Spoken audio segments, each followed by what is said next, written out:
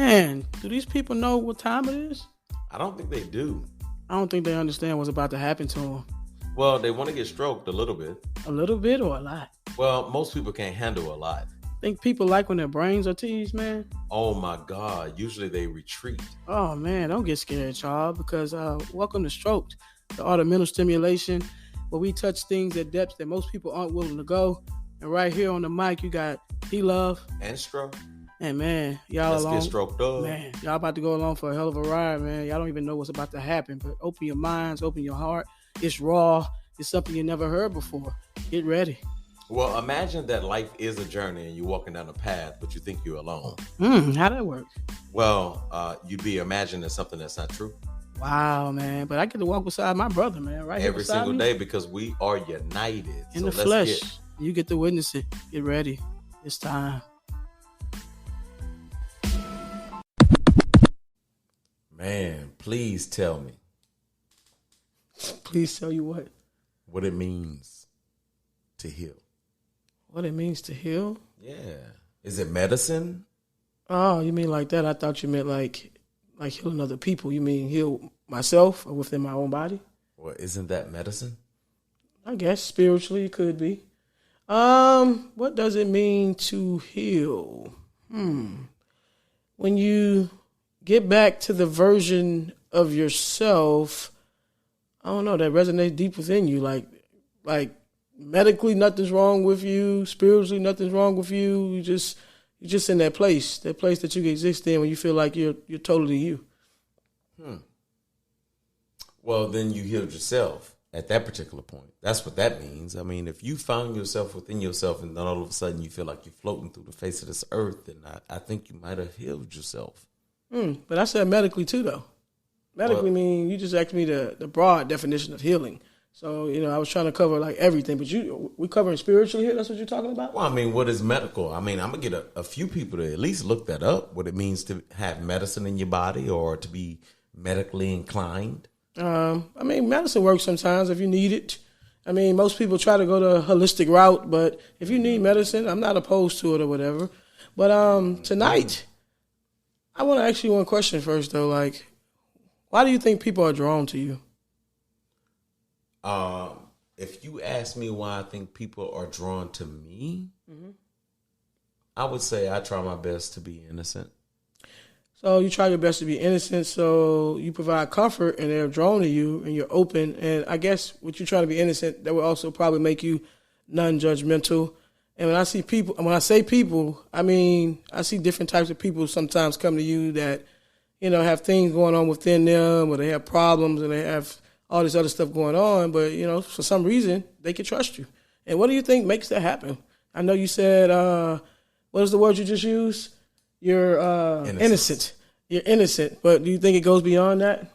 Well, I mean, let's look at it this way. Most people are drawn to what they call a priesthood. And simply put, in a spiritual nature, when you're drawn to somebody and you want to just start confessing things, you feel like you're talking to a priest at that moment. Now, I'm not saying I'm a priest. I want to make sure that's clear. Okay. But my innocence is pure. Okay. So I do think, that people feel comfortable enough, like you just said. Right. And go ahead. That allows people to feel comfortable enough to at least speak. Now, I'm going to tell you something crazy to me. I've met people that are hesitant to do that. Hesitant? What do you mean? You mean to open up or to speak? That's probably most people. Not typically when they encounter, somebody that actually is trying to be innocent and pure. Naive to a degree. What do you think makes them hesitant? The ones that are. Oh man, the lack of vulnerability. Yeah, I can see that, man. A lot of people want it, but then at the same time, they're afraid of it. Because me, myself, too, a lot of people like to call me a healer. I'm kind of, I'm going to say going into the role because I can't go into something that I already am. I don't know. I think it's the God in me. I'm just inclined to help people. I always want the best for everybody. And when I see suffering in somebody, it's like, I'm drawn to it. And I know sometimes it can get to be a lot sometimes, though. But I just know there's something I can provide. It's a kind word I can say just to let them know they're not alone, man. I don't really like to see people suffering in silence. And with the gift I have, I feel energy. So I can feel that suffering almost. And it's like it goes within my own body. Well, let me ask you a question. How raw can I be with you? Man, the only way I like it is raw. Right. Well, in my life, you become a priest. Seriously? Well, I mean, at the end of the day, a priest. I feel like I could tell you some things. I never thought about it like that. I feel like an angel in this. Oh, angelic. Mm-hmm. Yeah, but when you have that gift, though, when, you know, people are comfortable and they can come to you and they know they can share things with you, I mean, they just open up freely. Sometimes you got to find that balance within it, though, because sometimes that stuff can weigh you down where it starts to come out in your own personal life, not just their situation, but the energy of it. And you got to have to kind of learn how to separate the two sometimes. And that's where I'm at in my journey, man. I'm being transparent. I'm working on it because as much as I want to help people too, sometimes there's an overload and I find myself having to recharge a lot of the time, man. So I'm glad you said it that way because healers can get abused and be drained, and we don't have enough healers in this world. Right, like we're calling this. The name of this is Who Heals the Healer? And we're going to really dive into that. But like you guys know, welcome back to Strok'D, the art of mental stimulation, where we touch subjects at depths that most people aren't willing to go. We hit everything raw, man. What you hear is what you get. We don't hold back. We like to give it all to you. Don't get scared now. Hey, man, sorry for the delay.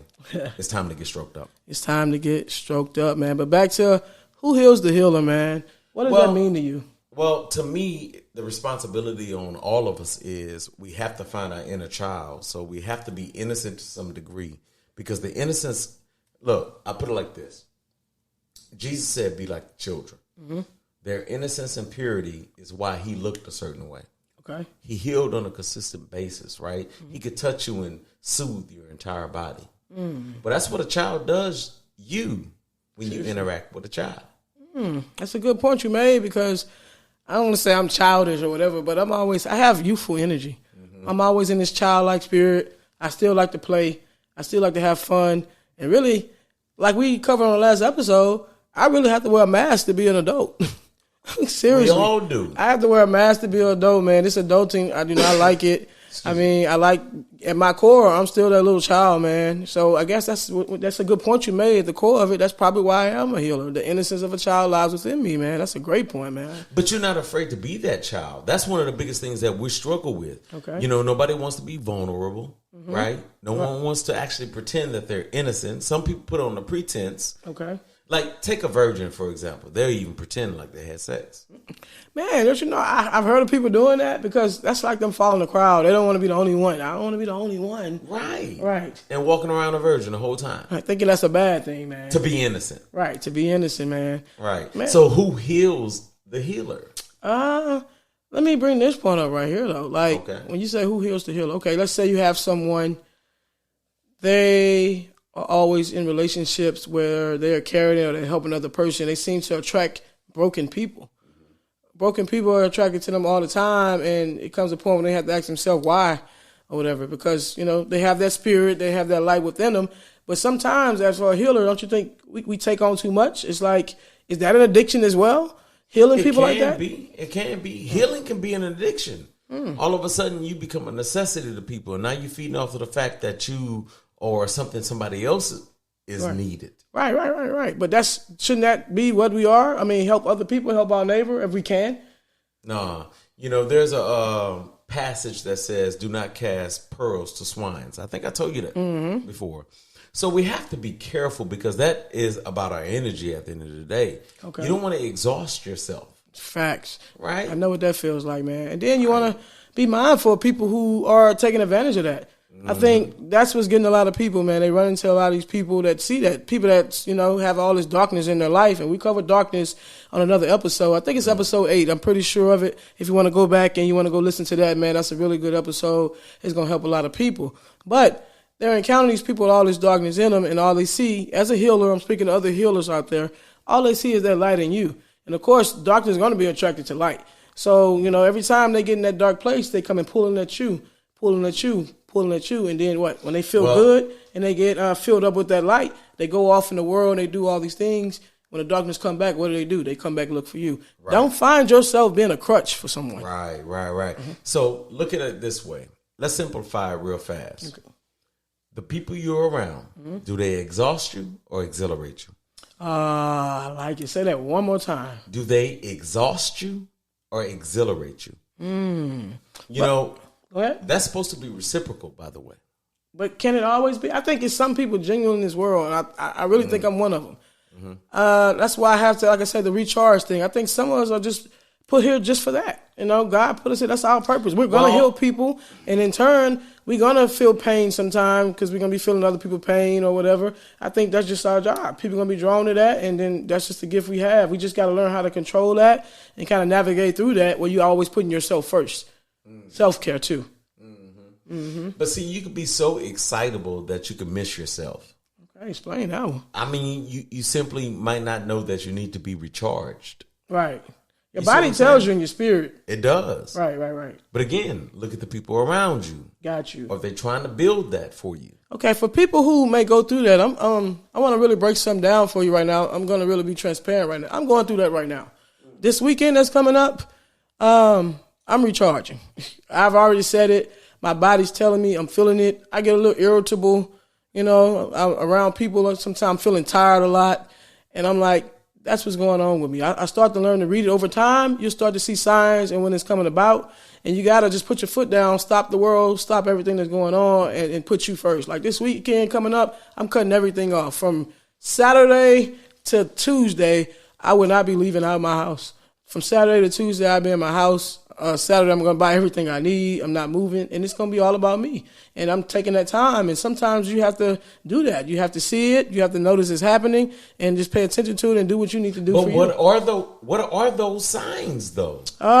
For me, I guess it goes case by case. Like I say, for me, I start getting a little more irritable. I start feeling tired a lot. Okay. I mean, I can get some sleep. Exhausted.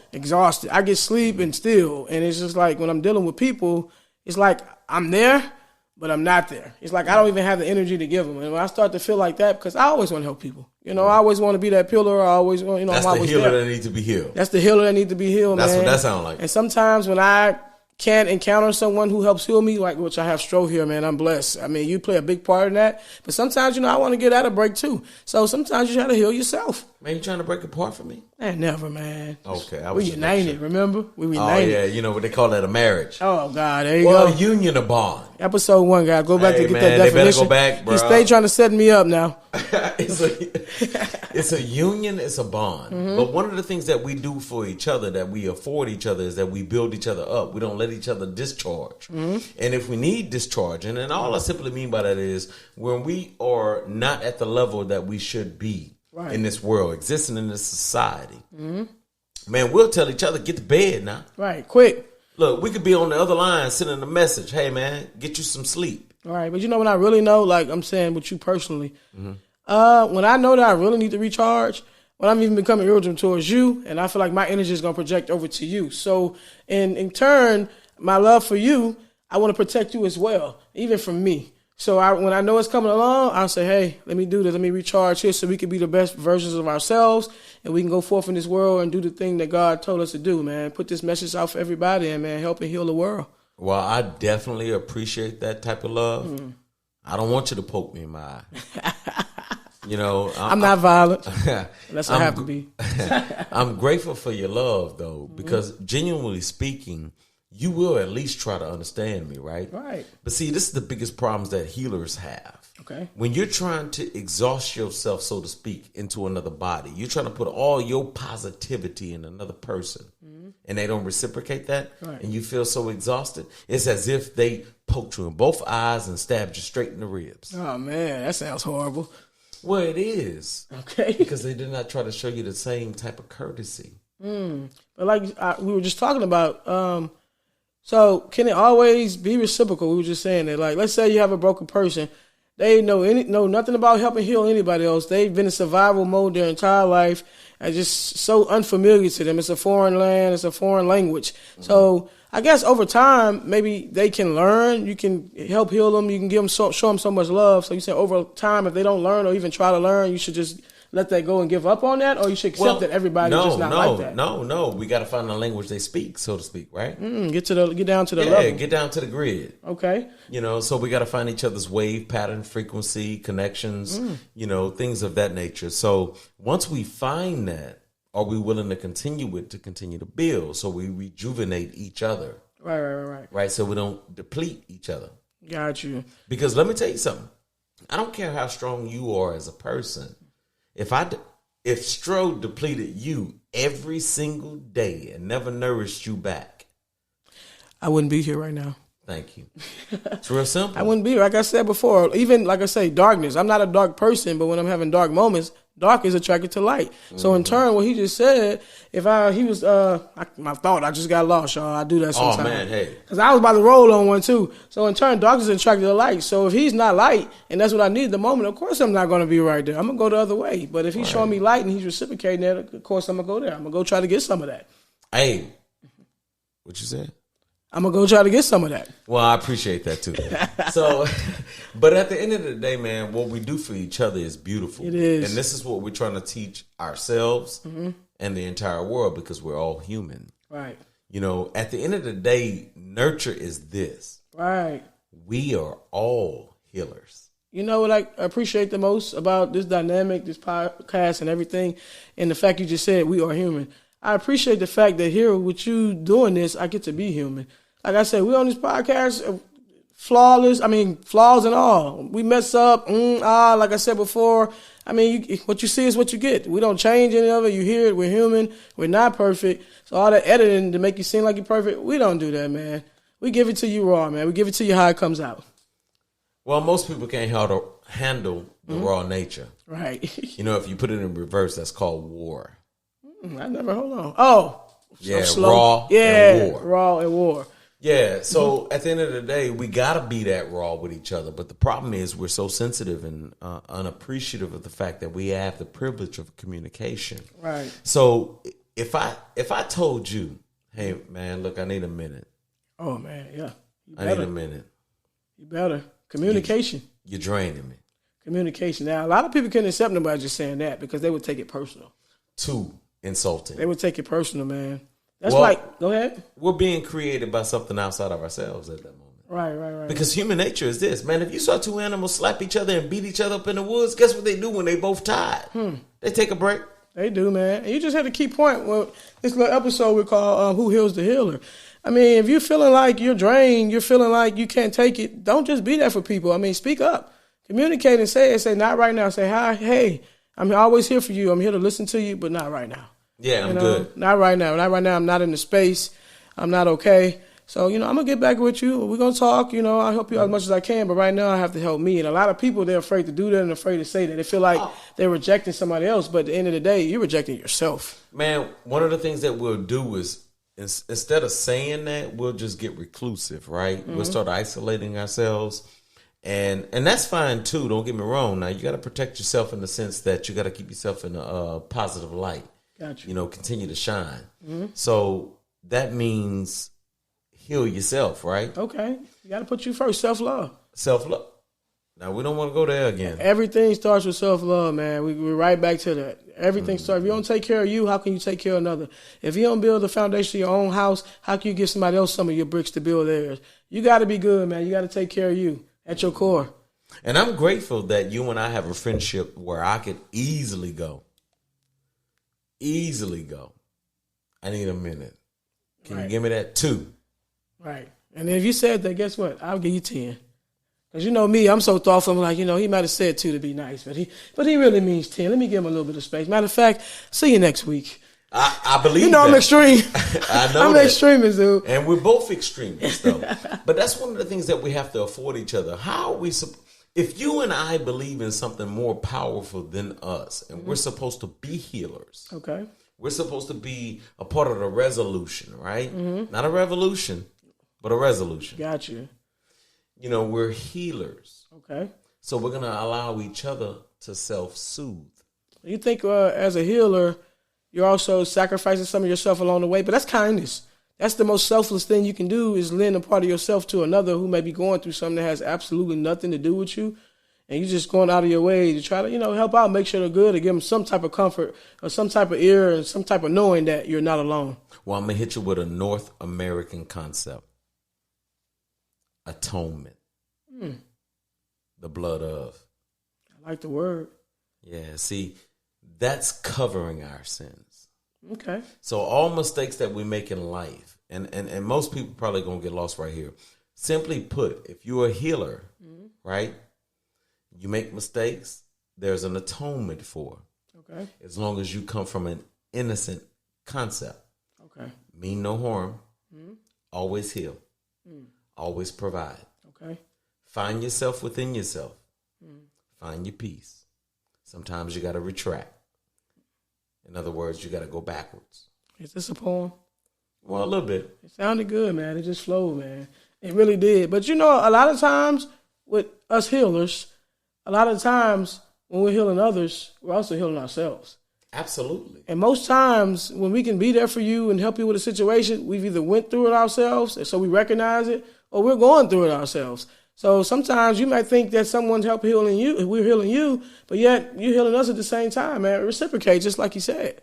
So go ahead. Yeah, well, that brings me back to mirror, mirror on the wall.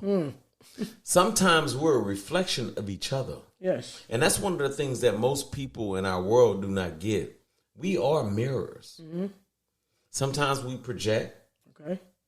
From within. Oh, yeah, that makes But a lot of other sense. people have the same projection. Got you. And we don't see it. We're not seeing each other because we don't look at ourselves in the mirror. Right. So I think it's a total level of kindness to see someone maybe going through something you've been through or going through, and you can see that and be like, hey, I know what that feels like to feel like I'm alone. I know what that feels like to feel like no one's there. I know what that feels like to be in that space. And you actually reach out to that person, or you actually sit there as they reach out to you, and you lend yourself to them, man. That's like the ultimate level of kindness. That's the ultimate step to being God-like and Christ-like right there. So how do you heal the healer? Just like that, man. Let's simplify it. Let's go.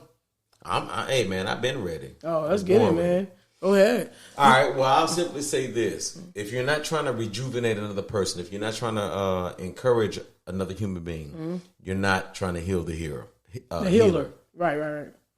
Not hearer. The healer. I think the first thing, like we said before, is self-love. The healer, as a healer, you have to be strong spiritually yourself. You have to take care of yourself. You have to know when to take a step back. You kind of got to be present within the moment to recognize everything that's going around within you and within others to even play that role, man. Because if not, man, you might end up self-destructing. Well, you bring me back to this point. All of us are healers, but most of us don't know how to heal, and we also don't know how to rejuvenate. We don't know how to recharge. Not even that. Most of us are afraid, too. A lot of people who have that gift, a lot of people got that, they ain't got nothing to do with me mentality. And, that's a wall. That's a wall. They have vulnerability, afraid. Right. They don't even want anyone to know they can resonate with that, to even know that they went through it or even thought like that. Man, we'll never share our same struggles, right? No, man, I don't want you to see me. Oh, no. Let me put on this mask. Let me stop. There you go, masquerade. Back last episode, guys. Check that out. Take me back on Fat Tuesday. Check that out. But, the interesting thing about that to me, again, is we got to plug into one another. That's back to connection. We can go all the way back a few episodes when we talked about connection. Okay. You cannot heal a healer. You can't be a healer if you can't be healed. Boy, now that was it there. That was the one. You got me with that one. That was it. But you can't. That's true, bro. That's true. That had to come. Did that come from God? Because that just flowed right through you, man. I just saw the electric wave just go through your body right now, just watching you. So you're going to see white spirits all of a sudden? All right, man. When he started talking about spirits, that's when it's time to wrap this thing on up. you know I'm going to go there. One day, man. Well, God is good. Now, I'll tell you that. All the time, man. But like we said, we trying to shorten this up.